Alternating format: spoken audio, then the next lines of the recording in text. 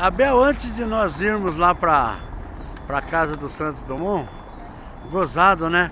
A casa da Princesa Isabel fica bem em frente à catedral, né, cara? Olha que legal. Então, justamente onde está a igreja foi onde estava o morro, que eu havia mencionado para você. Ah, só. Chegando em frente à casa da Princesa Isabel, se nós estivéssemos voltando na época do Império, Vamos andando. Conhecer a princesa para saber que nessa casa não tinha trabalho escravo. Por que nós sabemos que não tinha trabalho escravo? Devido às camélias que eram plantadas na frente das casas. Aqui vamos passar por várias camélias no jardim da Princesa Isabel. A camélia era um símbolo das pessoas que não tinham trabalho escravo, plantavam em frente da sua casa para simbolizar que ali não tinha trabalho escravo. Ah, é assim, é? Carmélia o que é? É essa flor aqui, ó. É essa árvorezinha. Essa árvore? Tem uma flor rosa. É a camélia. A Princesa Isabel, ela andava com broche de camélia no peito. Todos os locais públicos que a Princesa Isabel ia, as festas, as pessoas ao ver a camélia no peito da princesa, sabia que a princesa apoiava a libertação dos negros. Entendi. Era onde as mulheres da alta sociedade aderiram também à ideia de utilizar a camélia no peito em forma de protestos contra o trabalho escravo. Vai surgir na nossa história a Dama das Camélias. Tinha uma camélia como símbolo de apoio à libertação dos negros. Então aquela música Dama das Carmélias foi homenagem à Princesa Isabel na época? Não só a Princesa Isabel, mas as outras damas que apoiavam a libertação dos escravos. Certo. Daí era onde as negras conseguiam vender as flores, ganhavam dinheiro e depositavam na Caixa Econômica para depois comprar sua liberdade. Entendi. Ganhar dinheiro. Então essa é a verdadeira história da Princesa Isabel.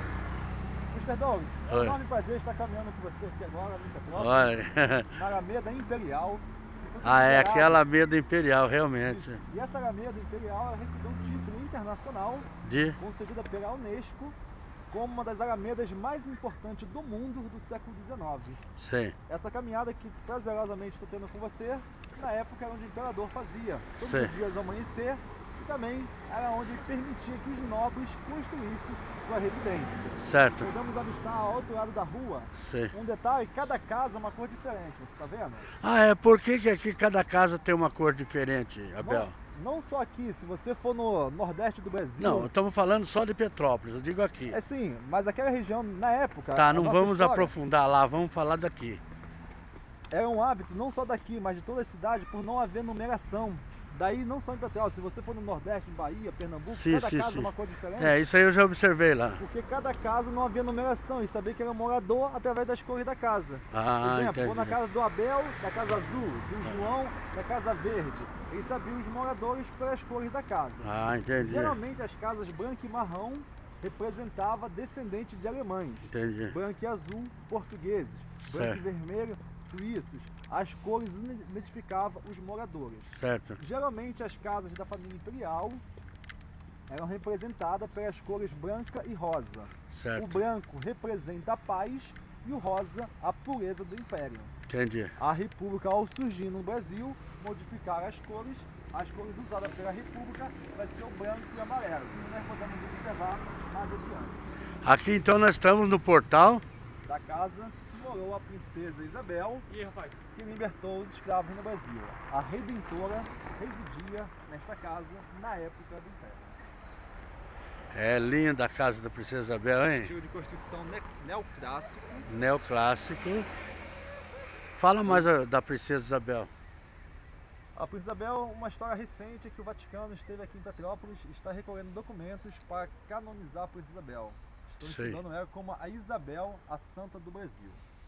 Ela governou o Brasil durante 3 vezes, ela assinou a lei do ventre livre. Essa lei, ela dava, a partir desse ano, às crianças nascidas a liberdade, e também assinou a lei sexagenária, posteriormente a lei áurea. Essa lei áurea dava fim ao trabalho escravo no Brasil. Essa casa que nós estamos de frente pertencia na época do Império ao Barão de Pirá, um grande fazendeiro do café. Após a Princesa Isabel se casar com o Conde D, ela saiu do Palácio Imperial, que era a casa do seu pai, e vieram residir nesta casa. Uma curiosidade é que todas as quarta-feiras, Dom Pedro II ele vinha nessa casa almoçar com a sua filha, e foi numa quarta-feira, no dia 15 de novembro de 1889, Ele almoçando nessa casa com a sua filha, foi quando ele recebeu a notícia do movimento republicano que estava para dar o golpe na monarquia do Brasil. E aqui que ele recebeu essa notícia. Ah, entendi. Então aqui essa casa tem uma história, hein? Muitas histórias. Muitas. Muitas histórias. Tá certo. Hoje funciona a Companhia Imobiliária da Família Imperial, funciona como parte jurídica da família imperial. Seria o escritório dos príncipes, dos herdeiros, enfim.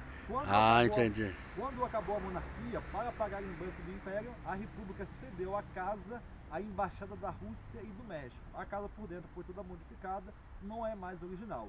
Os pertences que pertenciam a Princesa Isabel, incluindo a caneta que era Signora Áurea, hoje se encontra disponível no Museu Imperial. Certo. Lá no Museu Imperial tá qual as 3 coisas principais que estão lá? Primeiro é a coroa. Coroa. Para ter uma ideia, essa coroa ela possui 639 brilhantes, 77 pérolas, pesando 1,950 kg em ouro acinzalado. Historicamente também tem a roupa que o imperador vestia, a roupa de majestade, o cajado, a fara do trono, ele utilizava somente uma vez por ano. Dom Pedro II era muito criticado naquela época pelos ricos, porque embora ele tinha toda aquela riqueza, ele não ostentava nenhum tipo de riqueza. Ele só se vestia de majestade uma vez por ano por ser obrigatório por lei. Caso contrário, estava sempre mais simples, uma pessoa com veste mais humilde, nunca como veste de rei, de majestade, que nem as pessoas imaginam. Os mais antigos daqui de Petrópolis me disseram que ele saía a cavalo para a rua, conversava com o povo, normalmente igual qualquer pessoa, é isso? Pedro II era uma pessoa comum, ele ficou marcado na história não só por ser um grande líder, ele foi uma pessoa muito humana, então ele via as pessoas comuns. Exemplo, a metade do seu salário ele destinava a pagar estudos de negros. Você sabe qual foi o primeiro negro a ter nível superior no país? Não. Em homenagem a esse negro, no Brasil, tem uma avenida importante em São Paulo, em Curitiba tem um bairro, no Rio tem um túnel, chamado Rebouças. Sei. André Rebouças, primeiro negro a ter nível superior no país, teve todo o seu estudo pago pela família imperial. Já que você quer que eu conte para você a curiosidade da princesa, hoje, por nossa história por ser uma história maquiada, se conta que a Princesa Isabel só libertou os escravos porque ela tinha um amante, um negão. Sei. Daí ela libertou os escravos. É real isso? Realmente esse negão, ele estourou com André Rebouças. Sei. Daí já é fofocas do Império. Né? Tá. André Rebouças, recém-chegado, podemos caminhando? Vamos caminhando. Dele mais aqui adiante. André Rebouças, recém-chegado ao Brasil, em Portugal, formado como engenheiro no ano de 1871, é quando a Princesa Isabel assume o trono pela primeira vez.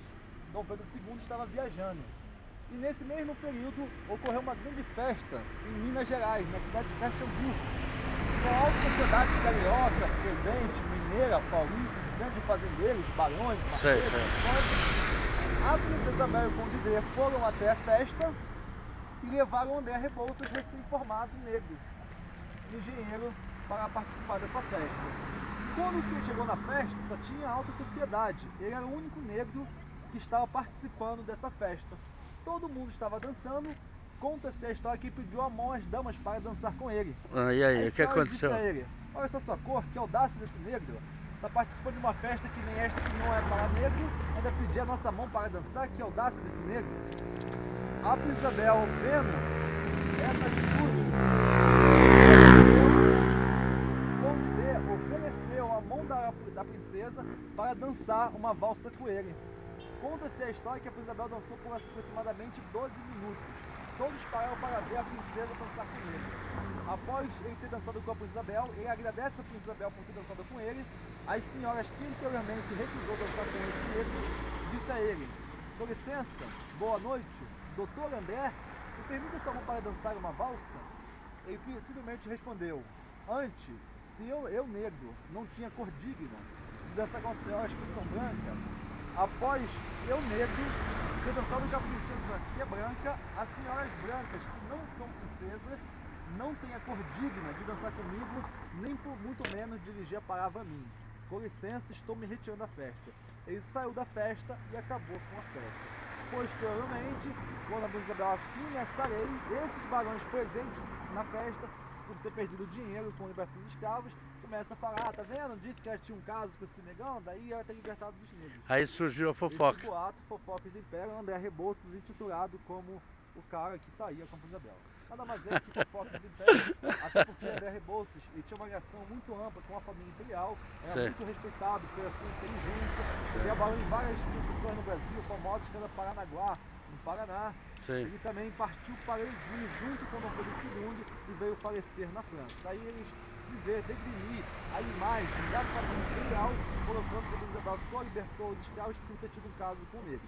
Isso não é fato verídico. Desde Dom Pedro I, a primeira Constituição de 1824, Dom Pedro I já previa a sua vontade, demonstrava a vontade de libertar os escravos no Brasil. Só que eu havia dito para vocês, nosso poder nunca foi um poder absoluto, o rei não governava sozinho. Para terminar aqui em frente, nós vamos passar pela casa que morou André Rebouças em Petrópolis. Do outro lado da rua, um chalezinho branco e rosa, uma doação da família imperial a esse negro André Rebouças. Primeiro negro a ter nível superior no país. Morava em Petrópolis, nesta casa. Conheceu essa história, Mr. Douglas? Essa história é linda, cara. Olha, outra coisa.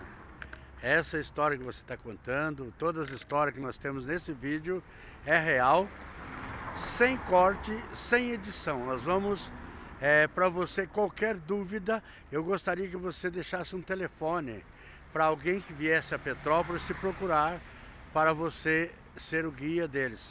O contato de Petrópolis é 024, meu telefone é o 99237 9259.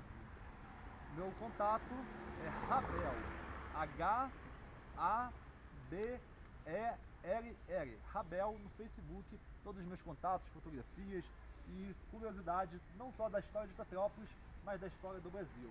Exemplo, para finalizar, antes de chegarmos à casa do Santos Dumont, o palácio que hoje é a sede da Prefeitura de Petrópolis, acredita-se que foi jogada a primeira partida de futebol oficial no Brasil.